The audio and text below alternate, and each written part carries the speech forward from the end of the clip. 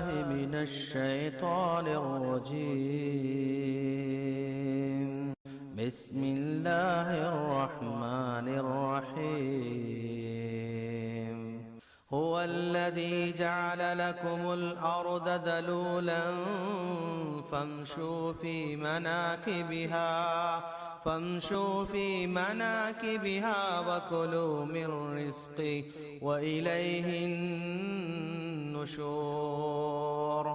آمنتم من في السماء أن يخسف بكم الأرض فإذا هي تمور أم أمنتم من في السماء أن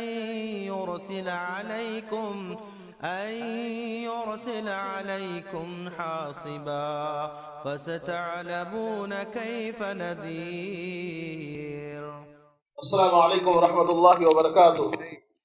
الحمد للہ رب العالمین والصلاة والسلام على رسوله النبی الکریم نبینا محمد صلی اللہ علیہ وسلم وعلى آلہ واصحابہ اجمعین. اما بعد، قال اللہ تعالی انما يعمر مساجد اللہ من آمن باللہ والیوم الآخر واقام الصلاة وآتى الزکاة ولم يخش الا اللہ فعسى اولئک ان یکون من المہتدین. معزز علماء اکرام، حاضرین مجلس،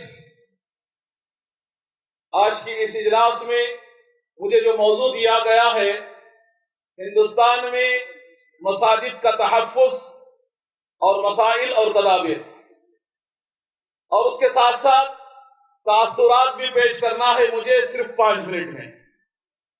میرے عنوان میں 3 پہلو ہیں: ہندوستان میں مساجد کا تحفظ، تدابیر اور مسائل.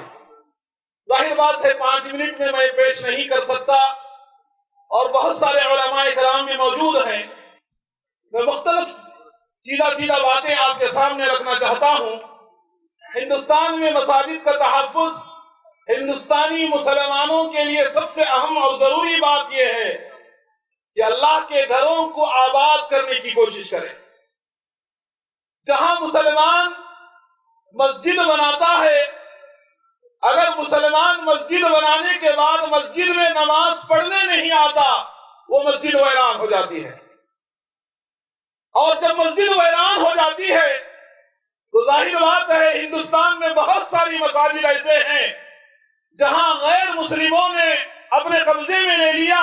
اس کی وجہ صرف یہ ہے کہ وہاں مسلمان مسجد بنانے کے بعد مسجدوں میں نماز پڑھنا چھوڑ دیا.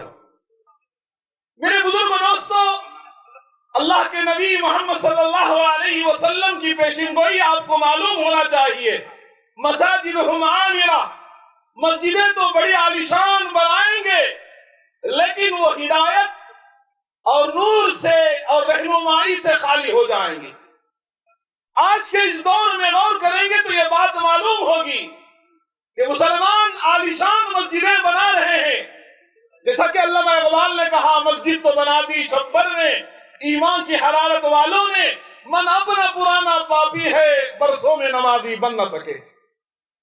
بزرگ دوستوں، نوجوان ساتھیوں، مسجد کی حفاظت، مسجد کا تحفظ اسی وقت ہوگا جب مسجد بنانے کے بعد لوگ اس میں نماز پڑھیں گے. میرے بھائیوں، اسی لیے اللہ کے نبی محمد صلی اللہ علیہ وسلم نے مسجد بنانے والوں کی فضیلت بھی بتائی.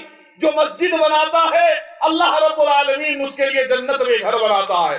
اس کی اور یہ مثال دی، پرندے کے گھونسلے کے برابر یا اس سے بھی چھوٹا حصہ لے کر اللہ کا گھر بناتا ہے.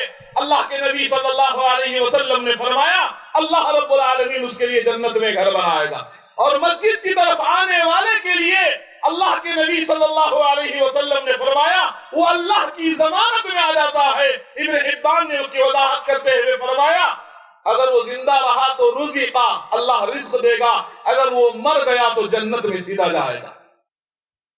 بزرگوں دوستو، ہندوستان میں مسجدوں کا تحفظ مسلمان چاہتے ہیں اور ہم اہل حدیث ہیں. ہمارے لیے ضروری ہے جہاں ہم قرآن و سنت کی دعوت دیتے ہیں جہاں لوگوں کو وحدانیت کی طرف بلاتے ہیں، جہاں سنت رسول کا پابند بناتے ہیں، ایسے بہت سارے لوگ ہیں جو مسجدیں بناتے ہیں اپنے گھروں، اپنے محلوں میں، اپنے شہروں میں، لیکن مسجدوں کو آباد کرنے نہیں آتے۔ اور میرے بزرگوں دوستو، یہاں اور ایک بات یہ بھی بتانا چاہتا ہوں، مسجد کے تحفظ کے سلسلے میں اور اس کے مسائل اور اس کے تدابیر کے سلسلے میں سب سے پہلی بات جو اللہ کے نبی محمد صلی اللہ علیہ وسلم نے فرمایا، جو مسجد کی طرف آتا ہے وہ اللہ کا مہمان ہوتا ہے، اور میزبان کے لیے ضروری ہے کہ وہ اپنے مہمان کا احترام کرے۔ میرے بھائیوں، رزق اللہ کے پاس ہے، ہر قسم کی نعمتیں اللہ کے پاس ہے، لیکن مسلمان جہاں ملتے ہیں وہاں نہیں آتے ہیں، اور جتنا تعلق ہمارا مسجد سے ہوگا مسجد کی حفاظت بھی ہوگی اور ہمارا تعلق اللہ سے جڑتا رہے گا۔ اسی لیے اللہ کے نبی محمد صلی اللہ علیہ وسلم نے فرمایا، اے لوگوں، جو بندہ مسجد کی طرف آتا اور جاتا ہے اس کے ایمان والے ہونے کی تم گواہی دو۔ ہمارے لیے ضروری ہے کہ مسجد کے تحفظ کے سلسلے میں ایک بات یہ بھی عرض کرنا چاہتا ہوں۔ آج قرآن مجید ہم پڑھتے ہیں، قرآن کی ایک آیت ہے، وَمَنْ أَظْلَمُ مِمَّنْ مَنَعَ مَسَاجِدَ اللَّهِ، اس سے بڑا ظالم کون ہوگا جو اللہ کے بندوں کو اللہ کے گھر سے روکتا ہے۔ اس میں بہت سارے لوگ بھی آتے ہیں، مسجد کے متولی بھی آتے ہیں، مسجد کے سیکریٹری بھی آتے ہیں، بہت سارے لوگ بھی آتے ہیں، اس لیے کہ آج ہماری ایک منفی ذہنیت بن گئی ہے۔ وہ ذہنیت کیا ہے؟ بڑے مالدار حضرات برا نہ مانے، ہم نے یہ سمجھ لیا ہے کہ مالدار جو ہے وہی مسجد کا سیکریٹری اور صدر بنے گا۔ آج مسجد کے ویران ہونے میں اسباب میں سے ایک سبب یہ بھی ہے کہ جو لوگ مسجد کو چلانے کا طریقہ نہیں جانتے، مسجد کو آباد کرنے کے بارے میں قرآن و سنت کی باتیں معلوم نہیں ہیں، ہم ان کو لا کر بٹھا دیتے ہیں اور وہ ایسی باتیں کرتے ہیں، وہ پورے مسجد کو سیاہ سفید کا مالک سمجھنے لگ جاتے ہیں۔ برا نہ مانیں، الغرض میرے بازو کھڑے ہو گئے ہیں، میں دو تین باتیں عرض کرنا چاہوں گا، اپنی بات ختم کر دوں گا۔ بزرگوں دوستو، صوبائی جمعیت اہل حدیث کرناٹک و گوا کی جانب سے میں دل کی گہرائیوں کے ساتھ میرے امیر عبدالوہاب صاحب جامعی اور ناظم جناب اسلم خان صاحب اور نائب ناظم جناب بابا نظر گلبرگہ، یہ تمام یہاں موجود ہیں، اور جتنے بھی علماء بھی یہاں موجود ہیں اور وہاں سے کرناٹک سے بھی جو آئے ہیں، ہم تمام مل کر دل کی گہرائیوں کے ساتھ مرکزی جمعیت اہل حدیث ہند کے ذمہ داران اور خصوصاً اصغر علی امام مہدی فضیلت الشیخ کی خدمت میں ہم یہ بات رکھنا چاہتے ہیں کہ میرے بھائیوں، ان کی محنتیں، ان کی کاوشیں، ان کی جدوجہد ہم خود دیکھ رہے ہیں اپنے آنکھوں سے۔ اللہ تعالیٰ ان کو جزائے خیر عطا فرمائے۔ اور ایک بات میں عرض کرنا چاہتا ہوں، الحمدللہ مرکزی جمعیت اہل حدیث کی نگرانی میں میرے بھائیوں اختلافات بہت ہیں۔ ایک بات، ہمارے پاس بہت سارے لوگ آتے ہیں، ہمارے مرکز کے امیر کون ہیں، ہمارے مرکز کے ناظم کون ہیں؟